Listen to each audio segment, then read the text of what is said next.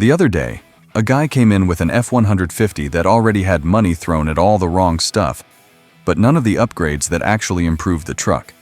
That happens all the time with Ford owners. So in this video, I'm going to show you the 5 upgrades people keep ignoring, even though some of them are absolute gold mines. Let's begin. Number 1. Performance Tuner. If there is one Ford upgrade I keep recommending to people who actually want to feel a difference from the driver's seat, it is a tuner. Not because it sounds flashy, but because it changes the way the vehicle responds in the parts that owners notice every single day. Throttle response, shift behavior, towing manners, and how awake the truck feels when you get into it.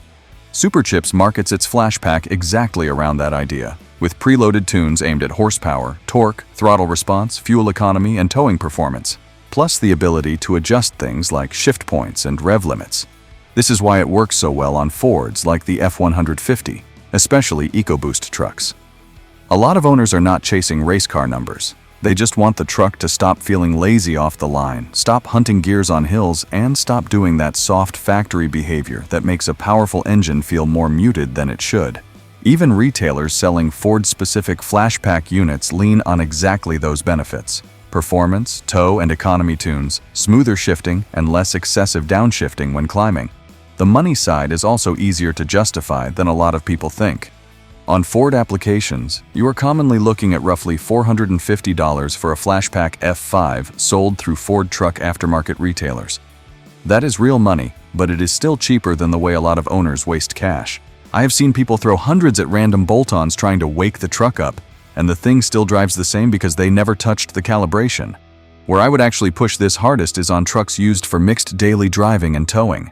That is where a tuner earns its keep.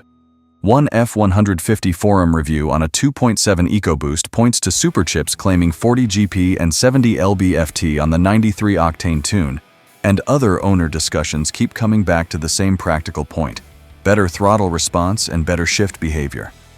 That is what most owners really care about once they have lived with the truck for a while. I also like that it is not only about go faster. Devices like this can read and clear trouble codes too, which matters for the kind of owner who likes knowing what the truck is doing instead of paying somebody just to plug in a scanner. That alone adds some real value on top of the tune itself. The only place I would be firm is this: do not tune a Ford that already has unresolved issues. If the truck is misfiring, shuddering, rattling, or overdue on basic maintenance, fix that first. A tuner is a smart upgrade for a healthy truck, not a shortcut around problems.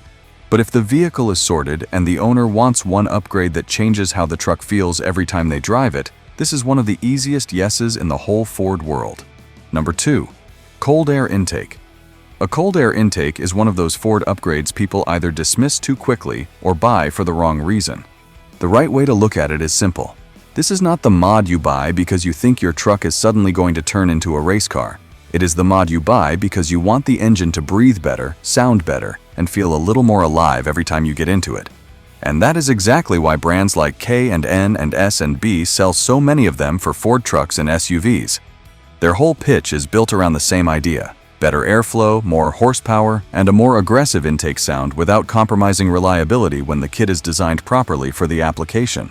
K&N publishes claimed gains on some F-150 applications like roughly 14.78 horsepower on one setup and 12.3 horsepower, 25 lb-ft on another EcoBoost application, while S&B pushes the airflow side heavily, claiming around 40% better airflow than stock on one of its 2018-2026 F-155.0 liters kits. That matters because a lot of Ford owners are not looking for a dyno queen. They just want their F-155.0, 3.5 EcoBoost, or 2.7 EcoBoost to feel less choked up from the factory. They want a cleaner pull, sharper throttle response, and a better sound when they get into it. That is where a good intake works well in the real world. You hear it more, the truck feels a little less muted, and it adds that sense that the engine is finally breathing the way it should have from day one. Aftermarket Ford retailers describe the same thing: cooler, denser air, better combustion efficiency, stronger throttle response, and modest performance gains, especially when paired with a tune. The price is also right in the zone where normal owners can justify it. A lot of these kits land around $368 to $440 depending on brand and engine. For example, S&B lists one F-155.0 liters intake at $379, while K&N has Ford F-150 EcoBoost systems around $439.99. That is not cheap, but it is also not crazy money for a mod you actually hear and feel every time you drive. Where I usually like this upgrade most is on trucks that already feel a little too quiet and a little too restrained from the factory. A 5.0 F-150 responds well, because owners like hearing that engine more. A 3.5 EcoBoost owner usually likes it because it gives the truck more character and a little more urgency, and on the right setup, especially if the truck later gets tuned, the intake becomes even easier to justify because it starts working as part of a bigger plan instead of being some random bolt-on. Stage 3 Motorsports even frames cold air intakes as one of the most popular first mods for F-150 owners, specifically because they improve airflow, throttle response, and induction sound. The mistake people make is buying a cheap, no-name intake and expecting premium results. That is where problems start. If you are going to do it with a brand people in the Ford world already trust, like K&N or S&B, and do it for the right reasons. Better breathing, better sound, a little more power, and a truck that feels less factory muted. That is where this upgrade earns its place. Number 3. Leveling Kit. A leveling kit is one of the easiest Ford upgrades to understand because you see the difference before you even drive the truck. A lot of F-150s leave the factory with that nose-down, rear-up stance people call rake. Ford truck shops like Stage 3 explain it plainly. A leveling kit raises the front just enough to get rid of that rake and make room for larger wheel and tire combinations. They also note that on many F-150s, around 2.5 inches of front lift gets you very close to a dead-level stance. That is why this upgrade is so popular with normal owners, not just off-road guys. Some people do it for looks because a leveled F-150 instantly looks more planted and more aggressive. Some do it because they want bigger tires without going straight into a full lift. American Trucks says a 2-inch level is often enough to clear 33-inch tires while keeping near-stock drivability. And Stage 3 says the right leveling setup can sometimes support 35-inch tires depending on offset and overall setup. That second part matters because this is where owners usually waste money. They buy wheels and tires first, then realize the truck still sits wrong or rubs more than expected, and now they are paying twice to get the stance they wanted from the beginning. A leveling kit fixes the truck's posture first, and then the rest of the setup makes a lot more sense. What I like about this mod is that it sits right in that sweet spot between visual and practical. It is not just for photos. More front ride height helps approach angle a bit for light trail use, helps the truck carry larger tires more naturally, and usually gives the whole vehicle a cleaner side profile. You notice it walking up to the truck in a parking lot, and you notice it again every time you stand back and look at it after the install. Price-wise, there is a big range depending on how you do it. Stage 3's F-150 leveling section shows everything from cheaper spacer-style options up to much more expensive front coilovers, and ReadyLift lists a 2.25-inch SST kit at $419.95 for certain F-150 applications. On the lower end, some owners on Reddit even go a different route with lowering shackles in the rear for around $100 instead of lifting the front, specifically because it can improve ride and avoid an alignment. That is also where judgment matters. A mild level is one thing.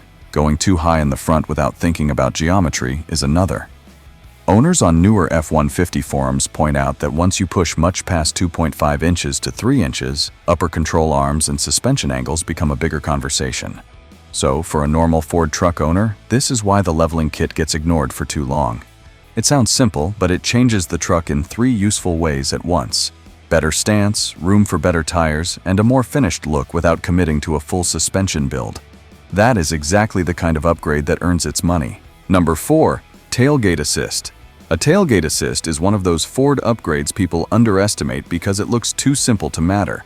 Then they install one, use the truck for a week, and suddenly it feels like something the factory should have included from the start.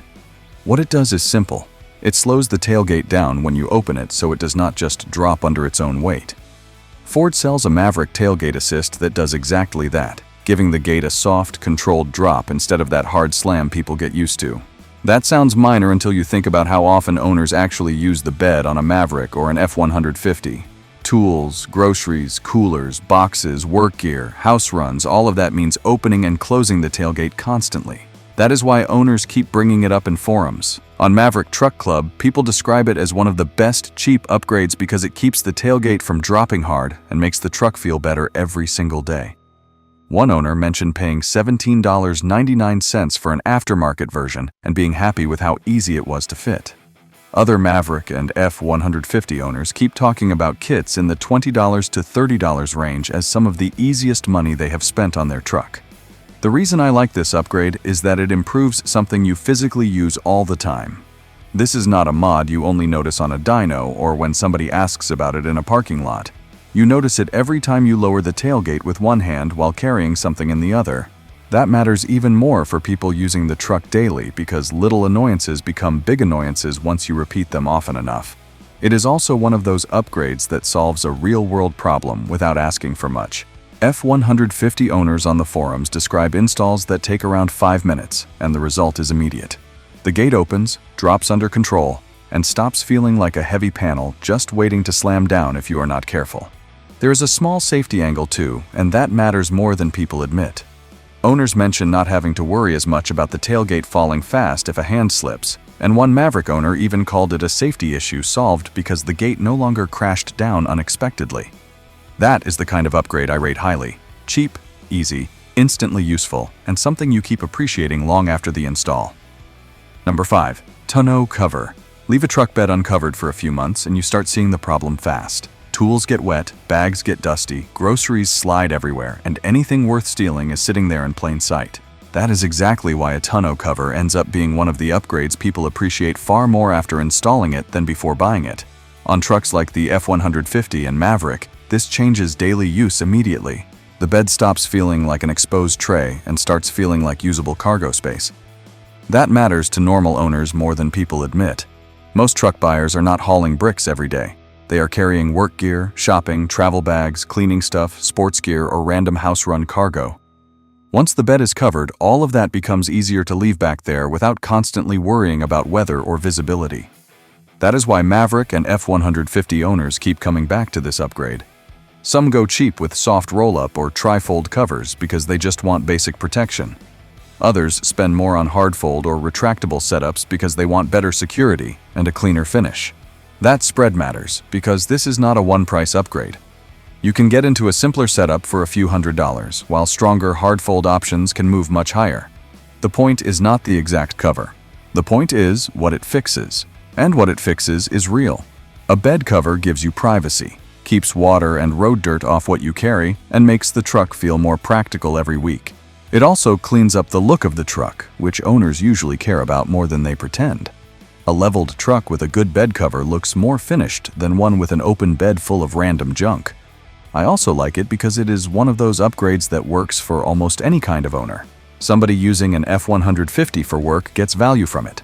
Somebody with a Maverick using the truck as an everyday daily gets value from it. Somebody doing road trips or weekend stuff gets value from it. That is rare. So yes, it is not the sexiest upgrade in the world. But once you actually live with one, the truck becomes more secure, more usable, and less annoying. That is exactly what a worthwhile upgrade is supposed to do.